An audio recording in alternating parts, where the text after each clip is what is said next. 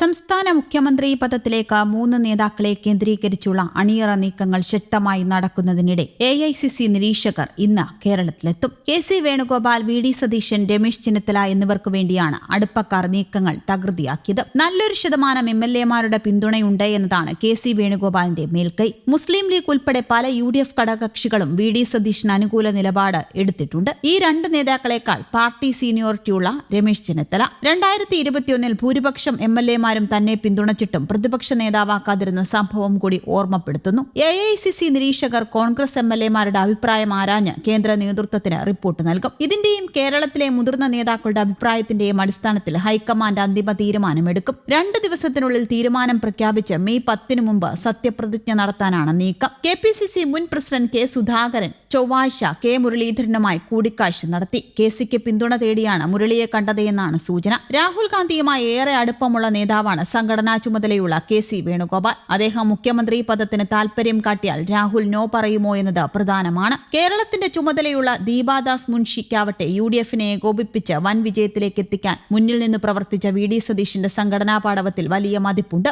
2021 പ്രതിപക്ഷ നേതൃസ്ഥാനം നിഷേധിക്കപ്പെട്ടപ്പോൾ സോണിയാഗാന്ധി നൽകിയ ഉറപ്പാണ് ചെന്നിത്തലയുടെ ബലം. ചെന്നിത്തല ഡൽഹിയിലേക്ക് പോകുന്നുമുണ്ട്. അതിനിടെ ഉജ്ജ്വല വിജയം നേടിയ ശേഷം കഴിഞ്ഞ ദിവസം വൈകിട്ട് കൊച്ചിയിലെത്തിയ VD സതീശന് മുഖ്യമന്ത്രി നേതാവേ എന്ന വിളികളോടെ ആവേശ സ്വീകരണമാണ് അണികൾ നൽകിയത്. VD സതീശൻ, KC വേണുഗോപാൽ, രമേശ് ചെന്നിത്തല എന്നീ 3 നേതാക്കൾ മുഖ്യമന്ത്രി കസേരയ്ക്കായി ചരടുവലി ശക്തമാക്കിയതോടെ ഹൈക്കമാൻഡ് നിരീക്ഷകരെ കേരളത്തിലേക്ക് അയക്കുന്നത്. വൈകാതെ സംഘം സംസ്ഥാനത്തെത്തി MLA-മാരുടെ നിലപാടുകൾ കേട്ട് നടപടികൾ ആരംഭിക്കും. മുഖ്യമന്ത്രി ആരാകണമെന്ന കാര്യത്തിൽ ചർച്ചകൾ ആരംഭിച്ചതോടെയാണ് തർക്കം മുറുകുന്നതിന് മുന്നോടിയായി നിരീക്ഷകരെ കേരളത്തിലേക്ക് അയക്കാൻ രാഹുൽ ഗാന്ധിയും മല്ലികാർജ്ജുന ഖാർഗെയും പങ്കെടുത്ത യോഗം തീരുമാനമെടുത്തത്. നിയമസഭാ കക്ഷിയോഗം നാളെ ചേരാനിരിക്കെയാണ് ഹൈക്കമാൻഡിൽ നിന്നുള്ള സംഘം കേരളത്തിലെത്തുന്നത്. കൂടുതൽ MLA-മാരുടെ ശക്തമായ പിന്തുണയാണ് KC വേണുഗോപാലിന് കരുത്താകുന്നത്. 5 വർഷത്തെ പ്രതിപക്ഷ നേതാവെന്ന നിലയിലുള്ള പ്രവർത്തനവും മുസ്ലിം ലീഗ് ഉൾപ്പെടെയുള്ള ഘടകകക്ഷികളുടെ പിന്തുണയാണ് VD സതീശന് ആത്മവിശ്വാസം നൽകുന്നത്. ഏതാനും MLA-മാരുടെ പിന്തുണയുണ്ടെങ്കിലും കൂടുതൽ MLA-മാരുടെ പിന്തുണ KC വേണുഗോപാലിനാണ് എന്നത് സതീശനെ ആശങ്കപ്പെടുത്തുന്നുണ്ട്. രാഹുൽ ഗാന്ധിയുമായുള്ള ബന്ധവും സംഘടനാ ചുമതലയുള്ള AICC ജനറൽ സെക്രട്ടറി എന്ന പരിഗണനയും KC വേണുഗോപാലിന് നേട്ടമാകും.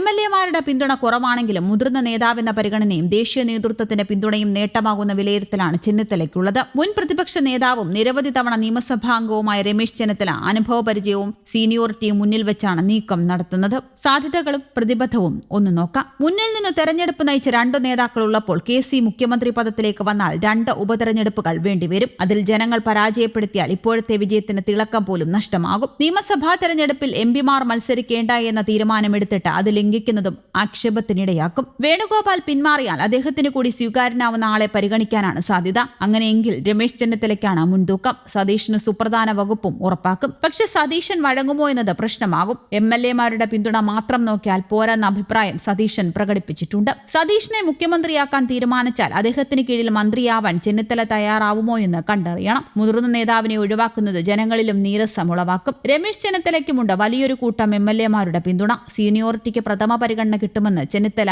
മാധ്യമങ്ങളോട് പറയുകയും ചെയ്തിട്ടുണ്ട്. കേരളത്തിലെ സർക്കാർ രൂപീകരണവുമായി ബന്ധപ്പെട്ട പ്രാഥമിക ചർച്ചയ്ക്ക് തുടക്കമായിട്ടുമുണ്ട്. മുഖ്യമന്ത്രിയെ സംബന്ധിച്ച തീരുമാനത്തിനു ശേഷം മാത്രമേ ഉഭയകക്ഷി ചർച്ചയും മന്ത്രിമാരായിരുന്ന ചർച്ചയും ആരംഭിക്കുകയുള്ളൂവെന്നും ഉപമുഖ്യമന്ത്രി പദമെന്ന ആവശ്യം ലീഗ് ഒരു ഘട്ടത്തിലും ഉന്നയിച്ചിട്ടില്ല എന്നും മുസ്ലിം ലീഗ് സംസ്ഥാന പ്രസിഡന്റ് പാണക്കാട് സാദിഖ് അലി തങ്ങൾ പറഞ്ഞു. മുഖ്യമന്ത്രി ചർച്ചയിൽ ഹൈക്കമാൻഡ് ലീഗിനോട് അഭിപ്രായം ചോദിക്കാറുണ്ട്. അങ്ങനെയുണ്ടാകുമ്പോൾ മറുപടി പറയും. 10 വർഷം അനുഭവിച്ച പീഡനത്തിൽ നിന്നുള്ള മോചനമാണ് നിയമസഭാ തെരഞ്ഞെടുപ്പിലുണ്ടായത്. തെറ്റുകൾ തിരുത്താൻ CPM തയ്യാറായില്ല. ജനങ്ങൾ അവരെ തിരുത്തിയെന്നും സാദിഖ് അലി തങ്ങൾ പറഞ്ഞു. തമിഴ്നാട്ടിലെ ലീഗ് MLA-മാർ മന്ത്രിമാരാകുന്നതുമായി ബന്ധപ്പെട്ട കാര്യങ്ങളിൽ അവിടുത്തെ സംസ്ഥാന കമ്മിറ്റിയാണ് തീരുമാനമെടുക്കേണ്ടതെന്നും സാദിഖ് അലി തങ്ങൾ വ്യക്തമാക്കി. മുഖ്യമന്ത്രി സ്ഥാനത്തേക്ക് ആരെയെങ്കിലും പിന്തുണയ്ക്കുന്നുണ്ട് എന്ന മാധ്യമപ്രവർത്തകരുടെ ചോദ്യത്തിന് മറുപടി പറയാതെ അദ്ദേഹം ഒഴിഞ്ഞുമാറുകയും ചെയ്തു. സ്ഥാനാർത്ഥി പട്ടികയിലുണ്ടായ മാജിക് മന്ത്രിസഭാംഗങ്ങളെ തീരുമാനിക്കുന്നതിൽ ഉണ്ടാകില്ലെന്നും സാദിഖ് അലി പറഞ്ഞു.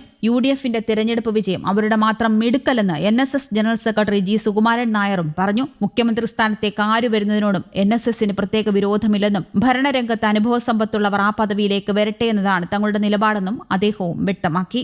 News desk Kerala Kaumudi.